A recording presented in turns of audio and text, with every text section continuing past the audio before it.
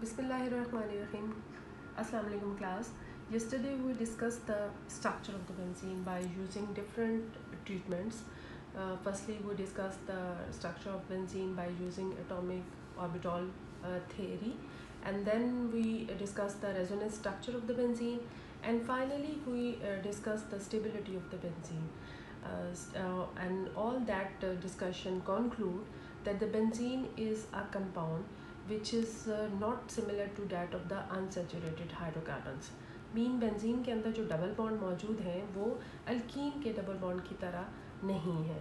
They have a unique property and the unique property is due to the resonance. और इसलिए इन सब के नतीजे में हमने ये देखा कि बेंजीन जो है वो रिलक्टेंट होता है एडिशन रिएक्शन देने के लिए because it is not similar to that of the alkene, और it is more likely similar to that of the alkene या saturated hydrocarbon, so that it will be easily undergo the substitution reaction. No moving forward, आज हम discuss करने जा रहे हैं different method of preparation of the benzenes. इसमें हम दो तरह के मेथड्स पढ़ेंगे. एक first one is the commercial method which is used for the preparation of benzene on a large scale, and second is the laboratory method जिसको हम जब हमें बेंजीन थोड़ी क्वांटिटी में चाहिए होगी, लैब के अंदर चाहिए होती, तो हम ये मेथड्स को यूज़ करते हुए स्मॉल स्केल पे बेंजीन की प्रिपरेशन करते हैं. लार्ज स्केल पे जो कमर्शियल जो मेथड्स है उसमें सबसे पहला मेथड है dehydrogenation of cyclohexane. Dehydrogenation of cyclohexane. This is the first method. D mean removal, hydrogenation mean hydrogen. When you remove the hydrogen from the cyclohexane by using suitable catalyst, for example platinum or platinum, at elevated temperature, at high temperature, you will prepare the benzene. For example, यहाँ पे हम structure लिख लेते हैं. For example cyclohexane CH2 होते हैं सब, CH2, then CH2, CH2, CH2 and this one, and इसमें से हाइड्रोजन रिमूव होगी. अब एक एक हाइड्रोजन यहाँ से एक 1 मोल यहाँ से रिमूव होगा, 1 मोल यहाँ से रिमूव होगा, 1 मोल यहाँ से रिमूव होगा बाय यूजिंग प्लेटिनम और प्लेडियम कैटलिस्ट एट अबाउट कितने टेम्परेचर पे, 250 डिग्री सेंटीग्रेड पे. तो जब हाइड्रोजन यहाँ पे रिमूव होगा तो there will be a formation of double bond. यहाँ पे क्या आ जाएगा, आपके पास डबल बॉन्ड बन जाएगा. ठीक है, और एक एक हाइड्रोजन रिमूव हो जाएगा C, और बाकी एक एक हाइड्रोजन रह जाएगा. CH, then CH, CH, CH and then C. अब यहाँ से एक हाइड्रोजन रिमूव होगा, एक यहाँ से, तो 1 मोल हो जाएगा, और यहाँ पे क्या बन जाएगा, डबल बॉन्ड. जब इस और इसमें से एक हाइड्रोजन रिमूव होगा तो यहाँ पे भी डबल बॉन्ड बन जाएगा. जब यहाँ और यहाँ इस दोनों कार्बन से रिमूव होगा तो यहाँ पे भी डबल बॉन्ड बन जाएगा. सो टोटल कितने मोल्स रिलीज हुए, 3 मोल्स. ठीक है, जैसे आपने कल मैंने बताया था कि जब इसके अंदर हाइड्रोजनेशन की जाती है, एडिशन ऑफ हाइड्रोजन, तो it will add 3 moles of the hydrogen. तो जब साइक्लोहेक्सेन की डीहाइड्रोजनेशन की जाती है तो उसमें से 3 मोल ऑफ हाइड्रोजन रिलीज होते हैं, और बाकी आपके पास क्या बन जाती है, benzene. So this is the large scale preparation. Then next one is the for the second जो मेथड है, from polymerization of acetylene. Polymerization of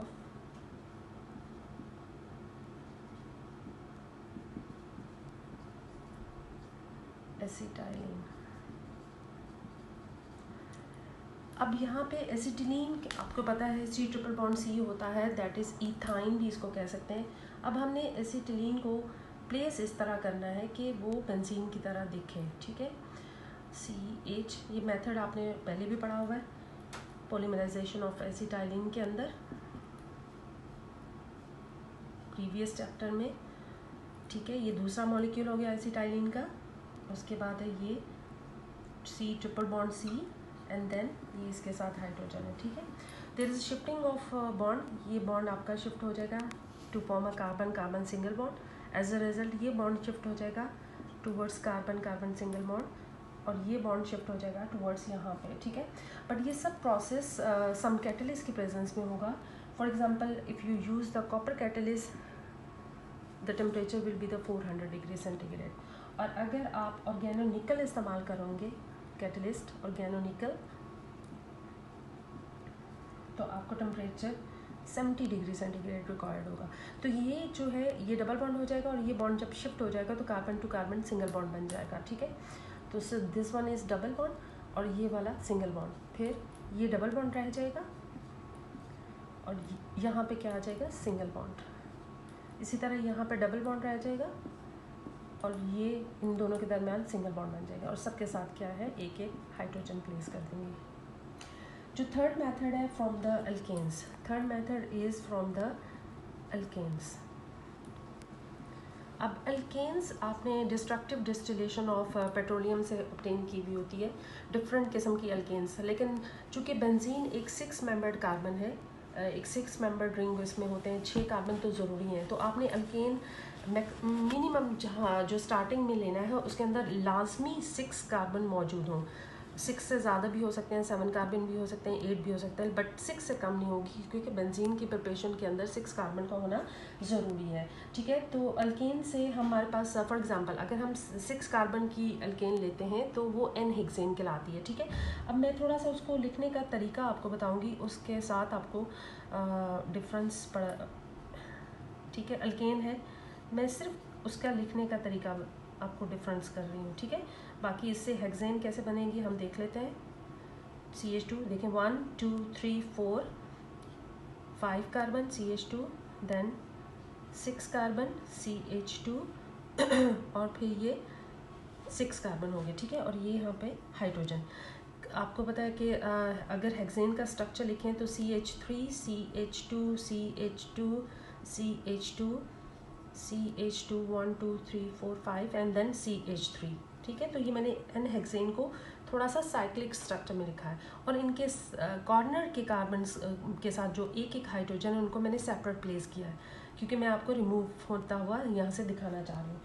these are the remove by using suitable catalyst. For example कोई सा भी oxide, aluminium oxide इस्तेमाल कर सकते हैं, silico oxide आप इस्तेमाल कर सकते हैं, एंड द क्रोमियम ऑक्साइड वगैरह की प्रेजेंस में Cr2O3 eight about 500 degree centigrade temperature इसको चाहिए होगा, 500 डिग्री सेंटीग्रेड। तो यहाँ से रिमूवल होगा और क्या होगा, आपके पास सारे CH2 अटैच हो जाएंगे, ठीक है।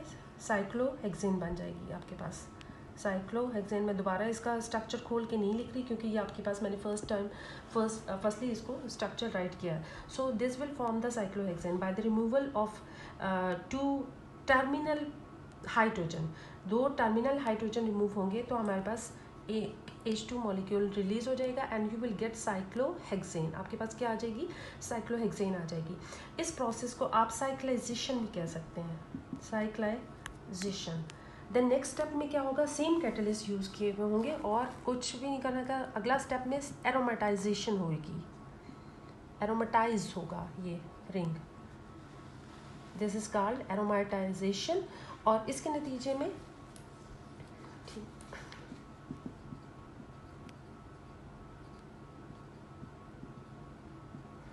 आपके पास further 3 mole of hydrogen release होंगे हर कार्बन के साथ। अब यहाँ पे हर कार्बन क्या है, CH2 है, ठीक है, हर carbon.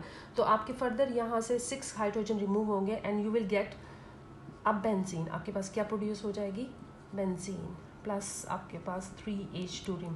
So overall from the alkane आपने देखा है कि आपके पास पहला स्टेप साइक्लाइजेशन है जिसमें 1 हाइड्रोजन रिलीज़ हुआ, फिर दूसरा स्टेप आपका एरोमेटाइजेशन है जिसमें 3 मोल ऑफ हाइड्रोजन रिलीज़ हुआ है।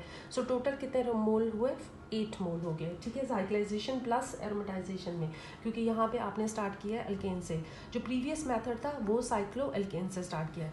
अगर इसकी बजाय इस हेक्सेन की बजाय अगर हम हेप्टेन लें, 1 कार्बन और फालतू में कर दें, CH2 एंड देन CH3, तो हमारे पास एक कार्बन जो है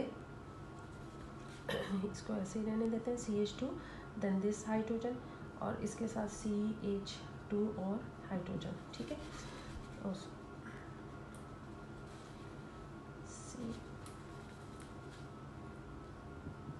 CH3 देन C और यहाँ पे ये इसका हाइड्रोजन है और इसका दूसरा हाइड्रोजन मैंने ये निकाल दिया, ठीक है, 1 2 3 और एक हाइड्रोजन ये, ठीक है।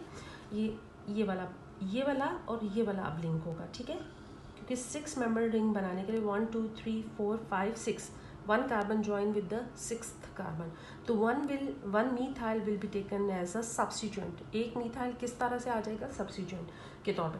अब यहाँ से रिमूव होंगे 2 हाइड्रोजन रिमूव होंगे, तो आपके पास ये CH3 इसके ऊपर एज सच रहेगा, ठीक है। तो ये मीथाइल साइक्लोहेक्सेन बन जाएगा।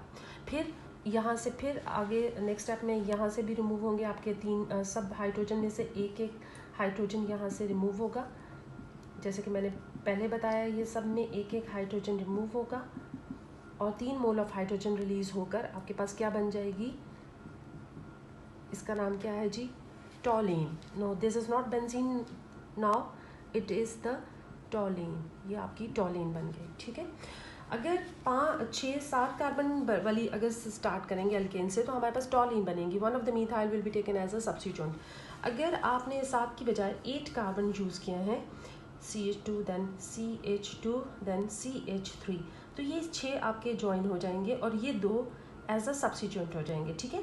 तो यहाँ पर आपके पास CH2 देन CH3 लिखेंगी और दिस इज अगेन CH2 और CH3, तो this will be the ethyl benzene. ये आपके पास प्रोडक्ट क्या बनेगा, इथाइल बेंजीन, ठीक है। ये कार्बन के साथ जोड़ना होता है बॉन्ड, ठीक है, आपने याद रखना है, क्योंकि कार्बन हाइड्रोजन के साथ आपने इसको प्लेस नहीं किया ना, कार्बन के साथ प्लेस करना है, ठीक है। तो दिस इज नॉट टॉलीन, बल्कि ये क्या बन गया, इथाइल बेंजीन। सो आई होप कि आपको क्लियर हो गया होगा कि पहला कार्बन छठे कार्बन के साथ ज्वाइन होता है और बाकी जो एक्स्ट्रा कार्बन होंगे वो एज अ सब्स्टिट्यूएंट आएंगे। सो फ्रॉम द अल्केन आप साइक्लाइजेशन करते हैं in the presence of aluminium oxide, silica oxide और chromium oxide at about 500 degree centigrade. The first step is the cyclization and second step is the aromatization. इसके अलावा हम कोल से भी prepare कर सकते हैं। चौथा मेथड आप लिख सकती हैं फ्रॉम द कोल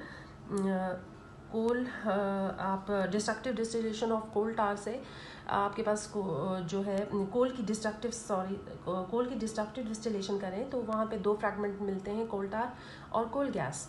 ये दोनों में हमारे पास बेंजीन मौजूद होती है काफ़ी मिकदार में, ठीक है। तो उसको हम फर्दर डिस्टिल करके इसको प्योरीफाई कर सकते हैं। सो this is all about the commercial method. First one is the dehydrogenation, that is the removal of hydrogen from the cyclohexane by using platinum in the presence of 250 degrees centigrade.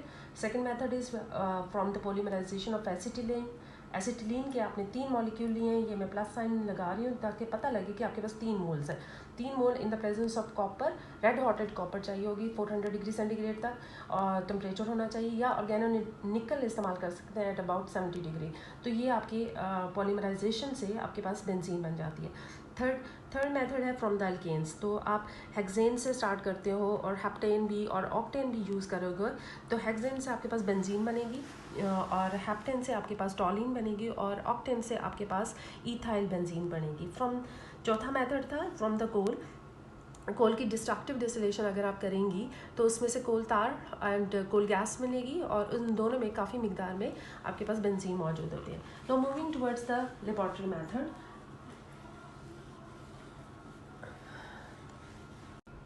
No laboratory method, first laboratory method में है method जो इस्तेमाल कर रहे हैं that is the from sodium benzoate. कौन सा method से हम इसको प्रिपेयर कर सकते हैं, sodium benzoate from the sodium benzoate की आप डी कार्बोक्सिलेशन करेंगे।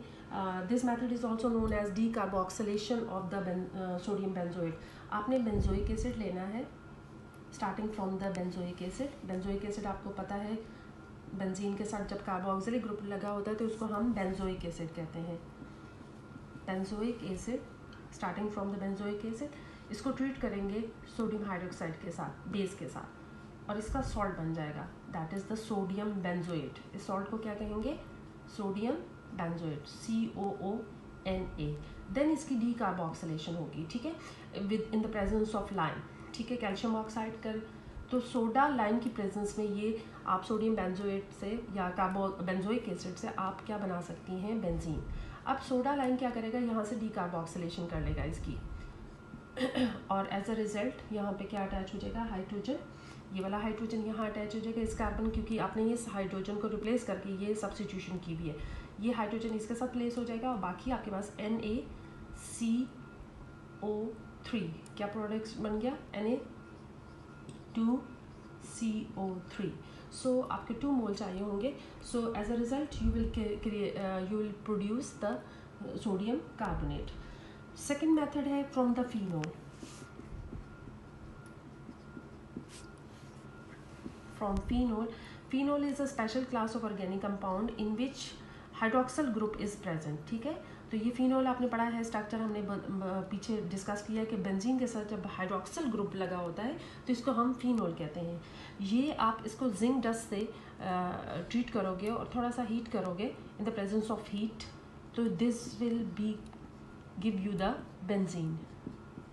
अब ये वाला हाइड्रोजन इसके साथ अगेन लग जाएगा। ठीक है, ये वाला हाइड्रोजन जो पहले सब्स्टिट्यूट हुआ है अब यहाँ पे लग गया, इसलिए मैं थोड़ा अलग करके, इसका मतलब ये नहीं कि यहाँ पे हाइड्रोजन नहीं है, यहाँ सब हाइड्रोजन है। ठीक है, और प्लस आपके पास क्या बन गया, ZnO। सो सेकेंड मेथड आपने फिनोल से देखा। फिनोल को जब हम जिंक डस्ट से ट्रीट करते हैं तो तब भी हमारे पास फिनोल प्रोड्यूस हो सकती है। थर्ड मेथड है from the benzene sulphonic acid. Benzene sulphonic acid. Benzene sulphonic acid को हाइड्रोलाइज करेंगे with the steam, with the boiling steam, बल्कि बहुत हॉट स्टीम के साथ। अब बेंजीन सल्फोनिक एसिड क्या होता है, sulphonic acid group SO3H group is called sulphonic acid group. ठीक है, व्हेन इट इज हाइड्रोलाइज का मतलब ये है कि when it is treated with water, तो water will be broken up in such a way that it's carries partial positive charge on the hydrogen and partial negative charge on the hydroxyl group.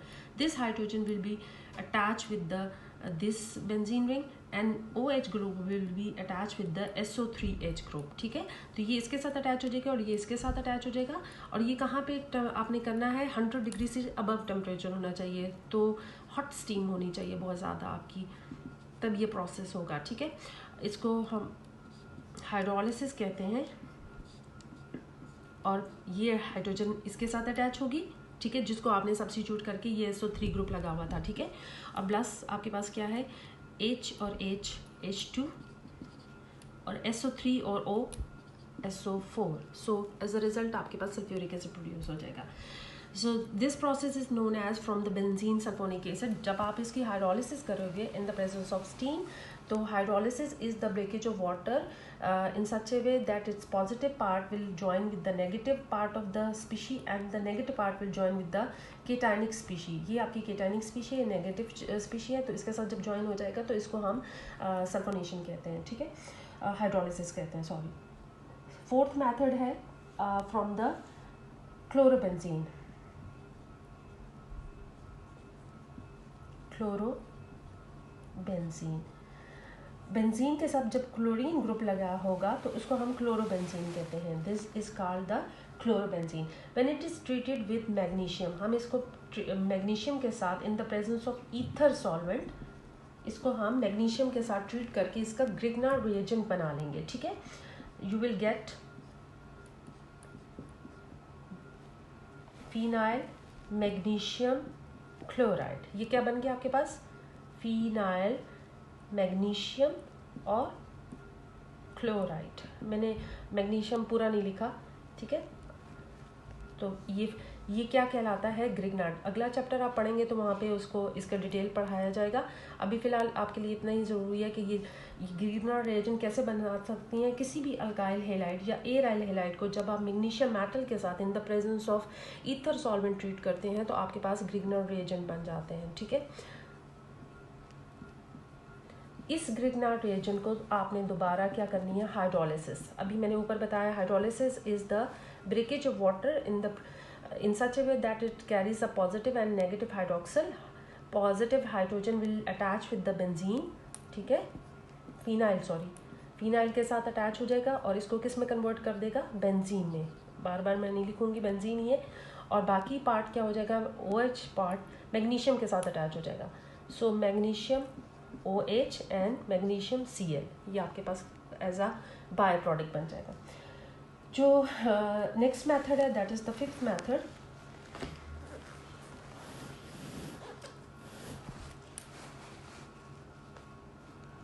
Woods Fittig method. ये आपने शायद alkane के chapter में पढ़ा होगा method. इसको woods Fittig reaction कहते हैं, जिसमें इसको हम डबलिंग या कपलिंग भी कह सकते हैं। इसमें हम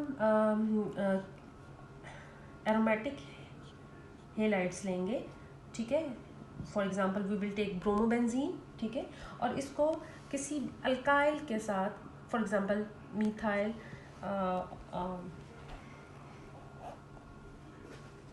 मिथाइल ब्रोमाइड के साथ हम ट्रीट कर रहे हैं in the presence of sodium metal, ठीक है। तो कपलिंग हो जाती है। अब यहाँ पे अगर ये सेम होता तो ये अपने के साथ ही कर रहा होता, आपने वो वाला पढ़ा होगा, ठीक है, कि मिथाइल से शुरू करेंगे तो ईथेन बन जाएगा। लेकिन यहाँ पे हम कपलिंग एक अल्काइल की कर रहे हैं, एक एरोमेटिक हेलाइड की कर रहे हैं, और एक एलिफेटिक हेलाइड की कर रहे हैं। किसकी प्रेजेंस में? सोडियम की प्रेजेंस में। और सॉल्वेंट हम यूज़ कर रहे हैं यहाँ पे ether.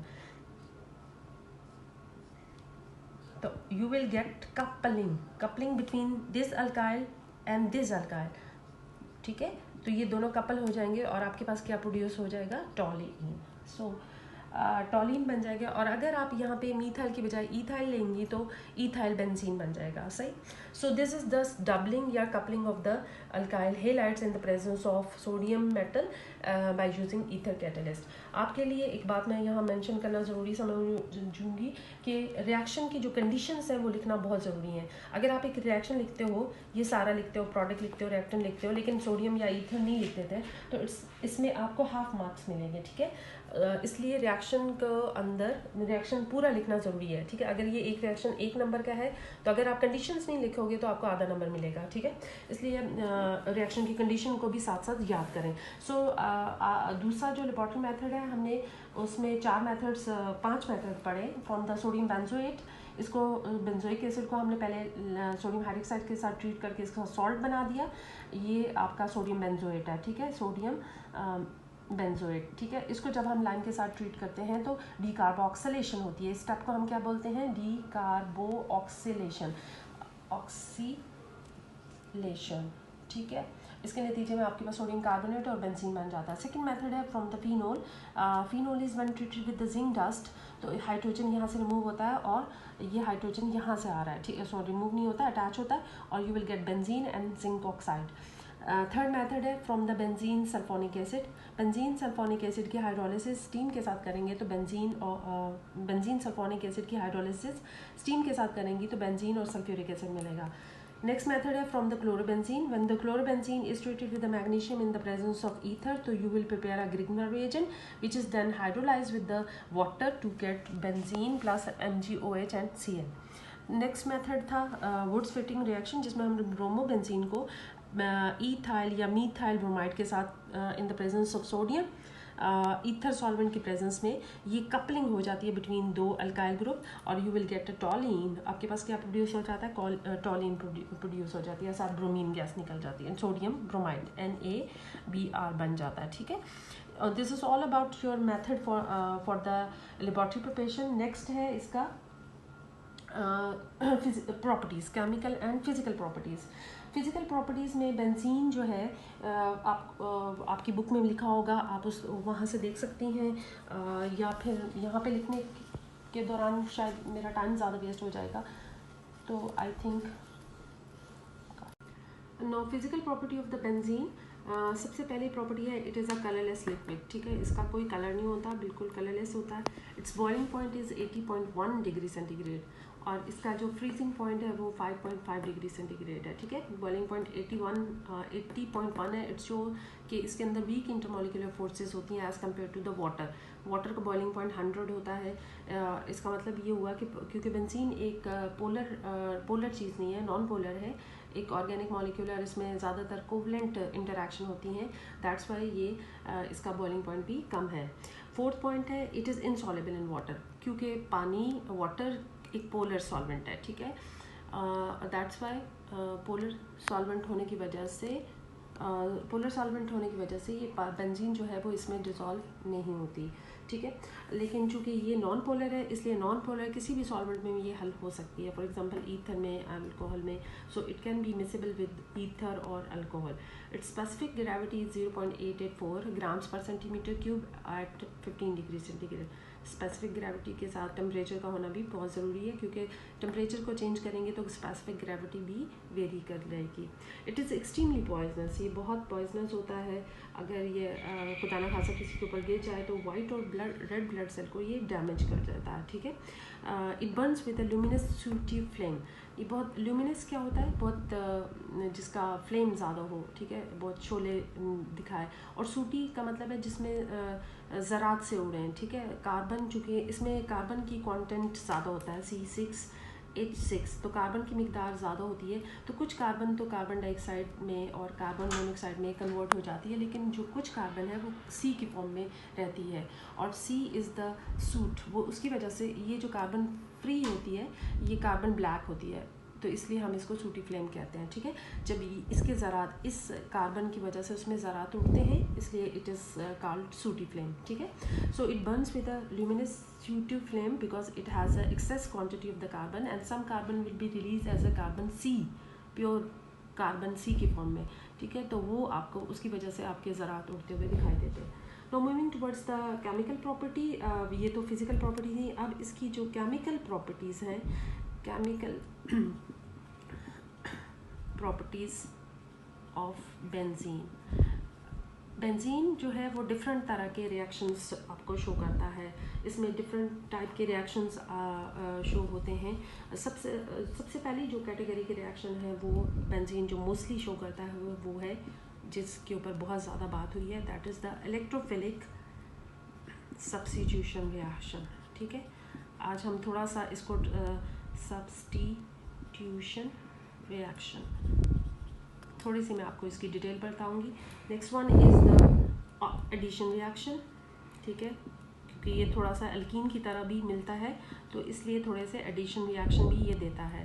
Third category is the oxidation reaction. ये 3 कैटेगरी के रिएक्शन बेंजीन मोस्टली कैरी करता है। सबसे पहला है इलेक्ट्रोफिलिक सब्स्टिट्यूशन रिएक्शन। सब्स्टिट्यूशन का मतलब क्या है कि जब एक एलिमेंट दूसरे एलिमेंट से रिप्लेस होता है तो उस चीज़ को हम सब्स्टिट्यूशन कहते हैं। आज मैं इलेक्ट्रोफिलिक सब्स्टिट्यूशन पढ़ाऊँगी, इसलिए मैं उसी को लिखा रहने देती हूँ, ठीक है। बाकी मैं थोड़ी सी इसकी भी थोड़ी डिटेल पढ़ाऊँगी, ठीक है। सब्स्टिट्यूशन जैसे मैं कह रही हूँ कि किसी एक एलिमेंट को जब आप किसी दूसरे एलिमेंट से रिप्लेस कर देते हो, उसको चेंज कर देते हो, एक हटा के उसकी जगह दूसरा लगा देते हो, तो it is called substitution. What is meant by electrophilic? Electrophile क्या होता है, ठीक है। Electrophile which is electron loving, ठीक है, which is in the search of electron. खुद कैसा होगा, ये पॉजिटिवली चार्ज होगा। So positively charge species is known as electrophilic species. So एक पॉजिटिव स्पीशी, इसका सब्स्टिट्यूशन का मतलब ये है, इलेक्ट्रोफिलिक सब्स्टिट्यूशन का मतलब ये हुआ कि एक पॉजिटिव स्पीशी हटेगी और उसकी जगह दूसरी पॉजिटिव स्पीशी आके अटैच हो जाएगी। So such type of reaction are known as electrophilic substitution reaction. पहले इलेक्ट्रोफाइल हो गया। Electrophile is a species which is in the seek of electron. समझ आई? In the seek of electron का मतलब क्या है कि वो इलेक्ट्रॉन को इलेक्ट्रॉनिक सेंटर के ऊपर जाके अटैक करती है। कैसी होगी? खुद वो पॉजिटिवली चार्ज होगी। वो खुद कैसी होगी? पॉजिटिवली चार्ज होगी। दैट्स वाई वो इलेक्ट्रॉन की सर्च में होती है, ठीक है, इलेक्ट्रॉन लविंग होती है, ठीक है। जब एक इलेक्ट्रोफाइल एक पॉजिटिवली चार्ज हटता है और उसकी जगह दूसरा पॉजिटिवली चार्ज आके अटैच होता है तो उसको हम इलेक्ट्रोफिलिक सब्स्टिट्यूशन रिएक्शन कहते हैं, ठीक है। अब बेंजीन में इलेक्ट्रोफिलिक सब्स्टिट्यूशन रिएक्शन किस तरह से होते हैं ये आज हम डिस्कस करेंगे। फॉर एग्जाम्पल ये कार्बन है। बेंजीन के अंदर, benzene is made of the 2 type of the atoms. एक उसमें कार्बन है, दूसरा उसमें हाइड्रोजन है, ठीक है।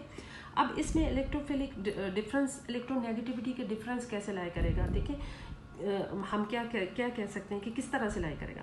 अब 2 एलिमेंट्स हैं, एक कार्बन जिसकी इलेक्ट्रोनेगेटिविटी वैल्यू आई थिंक 2.5 होती है, और दूसरा है हाइड्रोजन जिसकी इलेक्ट्रोनेगेटिविटी जो वैल्यू है वो तकरीबन है 2.2 2 शायद, हाँ, दोनों का जो डिफरेंस आ रहा है, डिफरेंस इज़ 0.3। ये डिफरेंस इतना ज़्यादा नहीं है कि किसी भी आप एक कार्बन के ऊपर पॉजिटिव सेंटर क्रिएट हो जाए या नेगेटिव सेंटर क्रिएट हो जाए और इसके ऊपर पॉजिटिव सेंटर क्रिएट हो जाए। सो लिहाजा इलेक्ट्रोफिलिक सब्स्टिट्यूशन को कौन फेवर कर रहा होता है, वहाँ पे ये पाई इलेक्ट्रॉन फेवर कर रहे होते हैं, ठीक है। इसलिए हम इलेक्ट्रोफिलिक सब्स्टिट्यूशन रिएक्शन को 3 हिस्सों में इसको डिस्कस कर सकते हैं, या इसका जो प्रोसेस है वो हम कह सकते हैं कि ये जो मैकेनिज्म है वो 3 वेरियस स्टेप्स के ऊपर मुश्तमिल है। सबसे पहले है formation of sigma complex. Formation of sigma complex क्या होता है, सिग्मा कॉम्प्लेक्स क्या होता है। First step is the formation of sigma complex, ठीक है।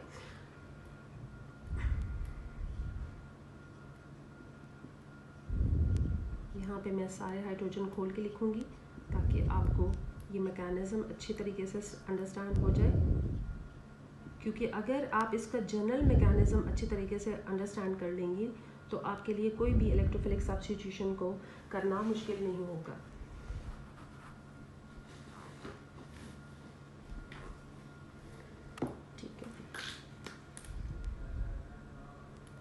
यहाँ पे ये डबल बॉन्ड मौजूद है, ठीक है।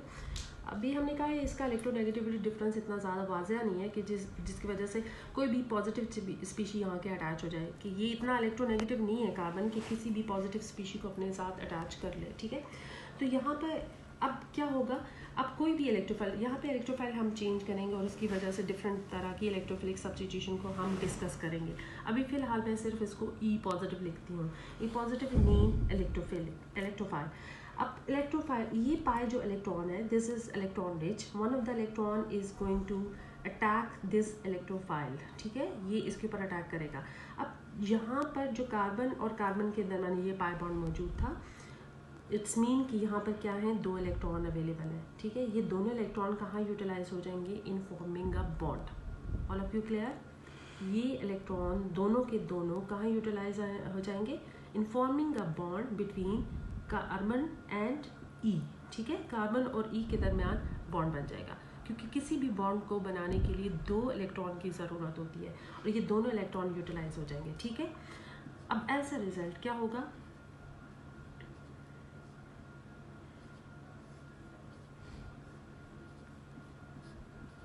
ये सारे हाइड्रोजन ही हैं, ठीक है।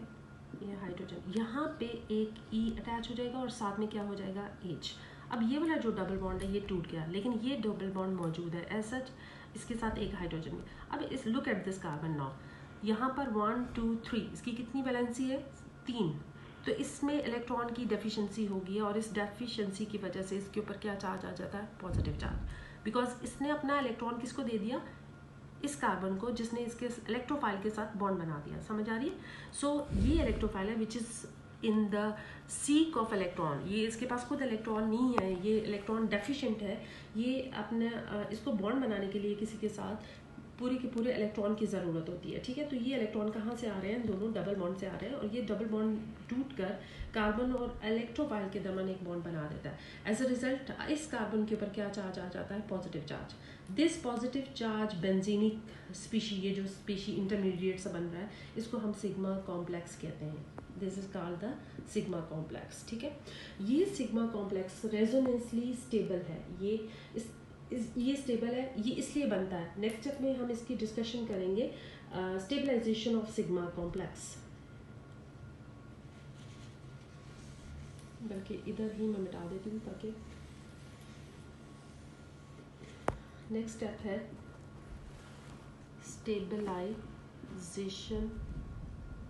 Of sigma complex. जो फर्स्ट स्टेप में आपका सिग्मा कॉम्प्लेक्स बना है, अब वो रेजोनेंसली स्टेबलाइज है। मीन क्या है कि उसके अंदर डिफरेंट रेजोनेंस स्ट्रक्चर बनते हैं जिसकी वजह से वो स्ट्रक्चर स्टेबलाइज हो जाते हैं। पहले सिग्मा कॉम्प्लेक्स मैं बना लेती हूँ। मैं सिर्फ एक हाइड्रोजन का डिस्कस करूँगी जिसके साथ ई अटैच है, बाकी हाइड्रोजन आपको अंडरस्टैंड होने चाहिए कि यहाँ पे मौजूद है, ठीक है।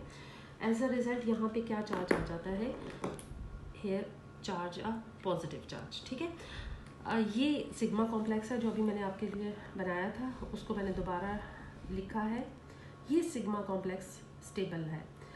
अब यहाँ पे पॉजिटिव चार्ज है, mean this is the deficient centre. ये एक और इलेक्ट्रॉन पेयर है which is between this carbon and this carbon, ठीक है। ये इलेक्ट्रॉन इधर ट्रांसफर हो जाएगा यहाँ पर, क्योंकि इसके दरमियान तो सेटिस्फैक्शन, ये वाला कार्बन तो सेटिस्फाइड है, ये वाला अनसेटिस्फाइड है, इसलिए इसको सेटिस्फाइड करने के लिए ये दो इलेक्ट्रॉन यहाँ पे शिफ्ट हो जाएंगे। अब क्या होगा, ये कार्बन भी सेटिस्फाइड हो जाएगा, ये वाला कार्बन भी सेटिस्फाइड हो जाएगा, ठीक है। अब अनसेटिस्फाइड कौन सा होगा, दिस वन कार्बन, ठीक है। सो इन दोनों के दरमियान, चूंकि ये रेजोनेंस स्ट्रक्चर है, जैसे कि हमने कल पढ़ा था कैक्यूल के अंदर कि रेजोनेंस स्ट्रक्चर के दरमियान हम कौन सा एरो लगाते हैं, double headed arrow, because this structure will be converted into this and this will convert back into the previous one. So यहाँ पर अब ये H यहाँ रहा, E यहाँ रहा, और यहाँ अब बॉन्ड कहाँ शिफ्ट हुआ, यहाँ पे, ये भी सेटिस्फाइड हो गया, ये भी सेटिस्फाइड हो गया, ये भी, क्योंकि ये डबल बॉन्ड दो कार्बन के दरमियान है, तो इन पे सेटिस्फेक्शन है। As a result positive charge कहाँ आ गया, इधर, और ये ऑलरेडी आपका बॉन्ड प्रेजेंट है, ये एक रेजोनेंस स्ट्रक्चर बन गया। अब नेक्स्ट क्या होगा, ये वाला इलेक्ट्रॉन पेयर, अब चूंकि ये अनसेटिस्फाइड है, इसको सेटिस्फाइड करने के लिए ये इलेक्ट्रॉन पेयर इधर मूव कर लेगा, ठीक है। जब इलेक्ट्रॉन पेयर यहाँ मूव करेगा तो ये कार्बन भी सेटिस्फाइड होगी, ये भी सेटिस्फाइड हो जाएगी। अनसेटिस्फाइड अब कौन हो गया, ये वाला कार्बन, ठीक है। तो अगेन हम रेजोनेंस स्ट्रक्चर लिखने जा रहे हैं, तो इसलिए डबल हेडेड एरो प्लेस करेंगे। और अब आपका पॉजिटिव चार्ज कहाँ पे आ गया, इस पोजीशन पे। ये बॉन्ड किधर शिफ्ट हो गया, यहाँ, और ये ऑलरेडी आपका यहाँ बॉन्ड पड़ा हुआ है। सो H will be here and E will be here, ठीक है। ये आपकी ये हमने कहा सिग्मा कॉम्प्लेक्स जो है वो एक स्टेबल है, ये स्टेबल है। ये स्टेबल क्यों है, क्योंकि इसके अंदर 3 रेजोनेंस स्ट्रक्चर बन रहे हैं। किसी भी स्पीशी के लिए जब एक से ज़्यादा स्ट्रक्चर आप लिख सकते हैं तो वो आपका स्टेबलाइज हो जाता है, और जितनी ज़्यादा रेजोनेंस स्ट्रक्चर होंगी उतना ही वो ज़्यादा स्टेबलाइज होगा। सो वी कैन से कि sigma complex will be stabilize due to the formation of different resonance structure for the sigma complex. ये रेजोनेंस स्ट्रक्चर आपके इलेक्ट्रॉन पेयर शिफ्ट होने के साथ साथ पॉजिटिव चार्ज की सर्कुलेशन भी मुख्तलिफ हो जाती है। सो यहाँ पे आपने देखें, कोई सिग्मा बॉन्ड नहीं आपने शिफ्ट कराना, ठीक है। आपने कौन से बॉन्ड शिफ्ट कराने हैं, आपने सिर्फ पाई बॉन्ड, क्योंकि हमने कल क्या पढ़ा था, रेजोनेंस स्ट्रक्चर में पेयरिंग स्कीम किसकी डिफरेंट होती है, पाई इलेक्ट्रॉन की डिफरेंट होती है, सिग्मा इलेक्ट्रॉन की डिफरेंट नहीं होती। तो ये सिग्मा इलेक्ट्रॉन को आपने नहीं छेड़ना, सिर्फ किसको छेड़ना है, अपने पाई इलेक्ट्रॉन्स को। सो पाई इलेक्ट्रॉन की स्कीम की वजह से, डिफरेंट पेयरिंग स्कीम की वजह से आप रेजोनेंस स्ट्रक्चर या कॉन्ट्रीब्यूटिंग स्ट्रक्चर लिख सकते हो। इसका रेजोनेंस हाइब्रिड भी लिखेंगे हम। रेजोनेंस हाइब्रिड के लिए मैंने ये साइन कल बताया था आपको, इस तरह से प्लेस करते हैं, और आपने क्या देखा कि ये H पैच है, ये सिग्मा बॉन्ड है, ये सारे कौन से बॉन्ड है, सिग्मा बॉन्ड। ये पहले मैंने कौन से प्लेस कर दिए, all of the sigma bond. अब पॉजिटिव चार्ज कहाँ से शुरू हुआ, अब पाई बॉन्ड कहाँ कहाँ घूमे, यहाँ से घूमे, और कहाँ तक चले गए, यहाँ तक चले गए, ये पाई बॉन्ड भी घूम रहे। और इसके बाद पॉजिटिव चार्ज भी कहाँ से स्टार्ट हुआ घूमना, यहाँ से, देन यहाँ पे, और देन यहाँ पे। तो हम पॉजिटिव चार्ज की सर्कुलेशन भी शो कर रहे हैं। सो पॉजिटिव चार्ज भी रेजोनेट हो रहा है, और उसके साथ साथ पाई इलेक्ट्रॉन भी रेजोनेट हो रहा है। नेक्स्ट स्टेप, इसका जो थर्ड स्टेप है, that is the removal of hydrogen. Removal of hydrogen, किसी भी आपने बेस से इसको रिमूव करना है from any negatively charge species, तो किसी भी बेस से ये हाइड्रोजन रिमूव हो सकती है। अभी हम जो भी होंगी from the removal hydrogen from the sigma complex, sigma complex. हमारे पास कोई सा भी एक सिग्मा कॉम्प्लेक्स बना लेते हैं हम। ये एक H था, ये E था, ये पॉजिटिव चार्ज था, और ये बॉन्ड था, ठीक है। ये स्टार्टिंग वाला मैंने बनाया। अब यहाँ पे कोई भी एक नेगेटिवली चार्ज स्पीशी आएगी, फॉर एग्जांपल कोई बेस आएगी, ठीक है। तो ये बेस इस प्रोटॉन को एब्स्ट्रैक्ट कर लेगी, ये देखें, क्योंकि negative charge is necessary to make a bond between B and H। तो आपके पास B और H के दरमियान एक बॉन्ड बन गया, यानी H आपका B के साथ अटैच हो जाएगा, ठीक है। ये B कुछ भी हो सकता है, हर रिएक्शन में ये B चेंज होगा, ठीक है। अभी ये जनरल मैकेनिज्म है, और ये जनरल मैकेनिज्म अगर आपको अच्छी तरह अंडरस्टैंड हुआ तो वहाँ पे सिर्फ एक स्टेप डिफरेंट होगा, बाकी सारे स्टेप सेम होंगे। जब ये यहाँ से इसको ले लेगा तो ये इलेक्ट्रॉन पेयर बच गया दोबारा, ठीक है। ये दोनों इलेक्ट्रॉन्स इसके पास कार्बन के पास मौजूद है, ये दोनों इलेक्ट्रॉन अब शिफ्ट हो जाएंगे in forming a bond between, double bond between this carbon and this carbon, ठीक है। तो एज अ रिजल्ट इस कार्बन पे भी अनसेटिस्फैक्शन नहीं रहेगी और ये जो पॉजिटिव चार्ज की अनसेटिस्फैक्शन थी वो भी रिमूव हो जाएगी and you will gate substituted benzene. आपके पास क्या हो जाएगी, सब्स्टिट्यूटेड बेंजीन, यानी H हट जाएगा और E आ जाएगा और आपके पास दोबारा restoration of aromatic ring. This is called the restoration of aromatic ring. पहले आपके पहले स्टेप में मिटा दिया, पहले स्टेप में आपने डबल बॉन्ड को तोड़ा था, ठीक है। अब मैं थोड़ा सा यहाँ पे लिख लेती हूँ कि पहले स्टेप में आपने डबल बॉन्ड को तोड़ा था, किसके साथ, इलेक्ट्रोफाइल के साथ, और आपके पास क्या बना था, एक सिग्मा कॉम्प्लेक्स, ठीक है। ये सिग्मा कॉम्प्लेक्स हमने कहा कि रेजोनेंसली स्टेबलाइज है, ठीक है, और स्टेबलाइजेशन कैसे होती है, वो इस तरीके से हो रही है, ठीक है।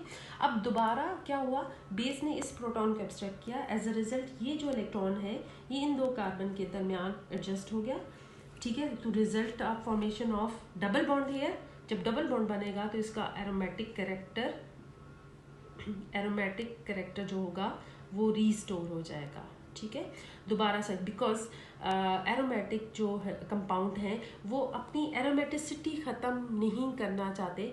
क्यों नहीं ख़त्म करना चाहते, क्योंकि एरोमेटिसिटी की वजह से वो स्टेबल होते हैं, उनके अंदर 150 किलो जॉल स्टेबिलिटी मौजूद होती है। तो अगर ये इसलिए इलेक्ट्रोफिलिक सब्स्टिट्यूशन देते हैं, कोई चीज़ यहाँ ऐड नहीं होती क्योंकि ये डबल बॉन्ड और पूरा का पूरा ख़त्म करना पड़ता है, दूसरी चीज़ यहाँ पे सपोज कुछ भी अटैच हो जाती है, ठीक है। तो इसको डबल बॉन्ड ख़त्म करना पड़ेगा। तो जब डबल बॉन्ड ख़त्म करना पड़ेगा तो इसके अंदर रेजोनेंस नहीं रहेगी, तो रेजोनेंस नहीं रहेगी तो रेजोनेंस एनर्जी नहीं रहेगी, इसलिए ये बजाय इसके कि कोई चीज़ को अपने अंदर ऐड करें, ये अपने हाइड्रोजन को सब्स्टिट्यूट कर लेते हैं किसी भी इलेक्ट्रोफाइल से और अपने आप को दोबारा एरोमेटिक कैरेक्टर को रीस्टोर कर लेते हैं, ठीक है, रीस्टोर कर लेते हैं। सो this is again called the attainment of the aromatic character. This is all about the electrophilic substitution reaction. इसके अंदर जितनी भी किस्म की हम इलेक्ट्रोफिलिक सब्स्टिट्यूशन रिएक्शन नेक्स्ट पढ़ेंगे उन सब के अंदर यही मैकेनिज्म होगा। उसमें सबसे पहले एक स्टेप डिफरेंट होगा, दैट इज़ द इलेक्ट्रोफाइल वाला जो क्रिएशन का स्टेप होगा वो डिफरेंट होगा, लेकिन उसमें अटैक इसी तरह से होगा। यहाँ पे ई हम डिफरेंट लिख लेंगे और उसके साथ वो अटैक करेगी, देन उसकी stabilization formation of sigma complex बनेगा, फिर सिग्मा कॉम्प्लेक्स की स्टेबलाइजेशन इसी तरह होगी। यहाँ पे ई आपने चेंज लिखना होगा हर स्टेप में, और नेक्स्ट स्टेप में आपने हाइड्रोजन को रिमूव करना होगा to restore the aromatic character again. This is all about today's lecture. I hope कि आपको ये अच्छी तरीके से अंडरस्टैंड हो गया होगा। अल्लाह।